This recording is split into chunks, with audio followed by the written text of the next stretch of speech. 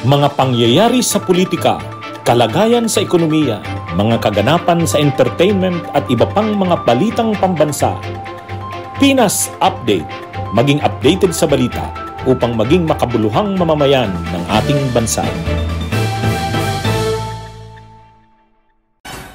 Patay ang isang sundalo sa bakbakan sa pagitan ng New People's Army at mga tropa ng 59th Infantry Battalion sa Batangas. Ayon sa Armed Forces of the Philippines, nagsagawa ng combat operation sa mga sundalo matapos makatanggap ng report na may presensya ng hindi pa mabilang na NPA sa bayan ng Balayan. Nagpalitan ng putukan ng bawat kampo. 6 na NPA ang nasawi habang 3 pa sa puwersa ng gobyerno ang nasugatan. Kinilala ni Defense Secretary Gilberto Chodoro Jr. ang kabayanihan ng mga sundalo na ipagtanggol ang bayan. Tiniyak din niyang magbibigay ng tulong para sa kanilang atensyong medikal ang mga sundalong nasaktan sa insidente. Noong 2021 ay idineklara ng insurgency-free na ang probinsya ng Batangas. Pero ayon sa AFP, sinusubukan muli ng makakaliwang grupo na palakasin ang kanilang presensya roon. Pero sinabi ng militar na patuloy ang kanilang hakbang upang maresolba ang problema sa local communities at armed conflict sa lalong madaling panahon. Sinabi naman ni House Speaker Martin Romualdez, ang engkwentro ay nagpapakita ng hamon sa pagkamit ng pangmatagalang kapayapaan sa bansa. Kaya naman hinihikayat niya ang mga miyembro ng NPA na isipin ang epekto ng kanilang aksyon sa bansa at mga Pilipino. At binigyang diin niya na bumalik na sila sa panig ng gobyerno. Sinabi rin ng House Speaker na committed ang bansa sa pag-abot ng kapayapaan at tulungan silang magbagong buhay. Rosalie, ano ang pahayag ni VP Sara dito sa pagkasawi ng isang sundalo matapos ang engkwentro sa mga rebeldeng komunista? Ella, nagbabala si Vice President Sara Duterte na marami pang sundalo ang magbubuwis ng buhay kung ipagsasawalang bahala ang pagiging traidor ng Communist Party of the Philippines, New People's Army, National Democratic Front o CPP, NPA, NDF. Dagdag pa nito, marami ring mga kabataan ang mapapariwara ang buhay kung magiging biktima at mahihikayat ng mga rebeldeng komunista. Ginawa nito ang pahayag kasunod ng pagkasawi ni Sergeant Jernel Ramiliano na sa isang engkwentro sa mga rebeldeng NPA sa Balayan, Batangas, kamakailan. Marami pang Sergeant Ramiliano at First Lieutenant Relota ang magbubuwis ng buhay kung ipagsasawalang bahala natin ang traidor, mapanlinlang at marahas na kalabang CPP, NPA at NDFP. Maraming kabataan din ang hindi makakapagtapos ng pag-aaral kung hahayaan natin silang mabiktima ng mga grupong ito upang gawing armadong terorista.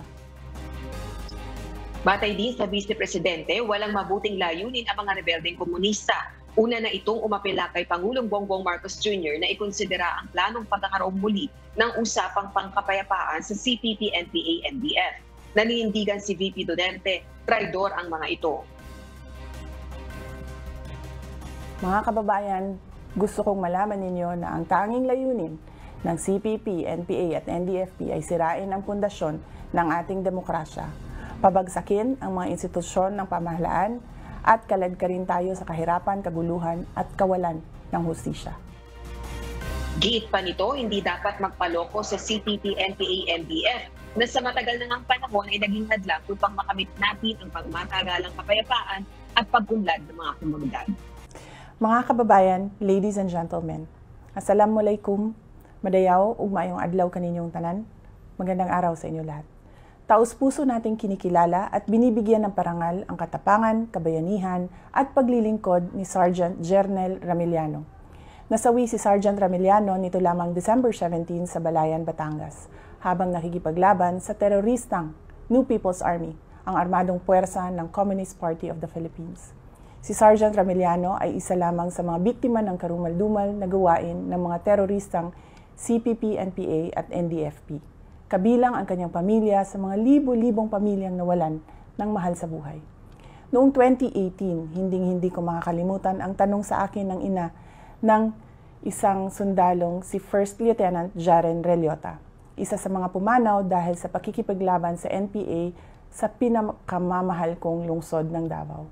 Paulit-ulit na sumasagi sa aking isipan ang tanong ng ina ni Jaren na nagsasabing, "Inday Sara, ilang anak pa ba namin ang mamamatay dahil sa mga teroristang NPA?"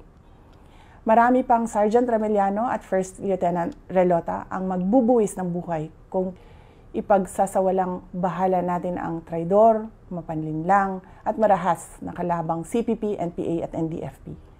Maraming kabataan din ang hindi makakapagtapos ng pag-aaral kung hahayaan natin silang mabiktima ng mga grupong ito upang gawing armadong terorista.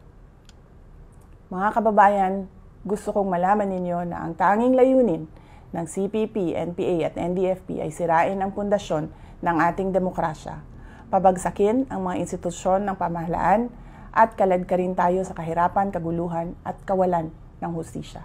Dili na kita magpatunto sa mga terorista nga sa dugay nga panahon na himong babag aron atong masinati ang pamuyo nga malinawon o matagamtaman ang mga kalambuan sa atong mga komunidad. Para naman po sa mga magulang, asawa, anak at buong pamilya ni Sergeant Jernel Ramiliano, nakikidalamhati po ako sa inyo at saludo po ako sa serbisyong ipinamalas ni Jernel sa ating mahal na Pilipinas. Mananatili siya sa puso at isipan ng bawat Pilipino at ang kanyang katapangan at pagmamahal sa bansa ay magsisilbing inspirasyon ng bawat isa sa amin upang mas mapabuti pa ang paglilingkod sa bayan. Syukran. Pinas Update. Maging updated sa balita upang maging makabuluhang mamamayan ng ating bansa.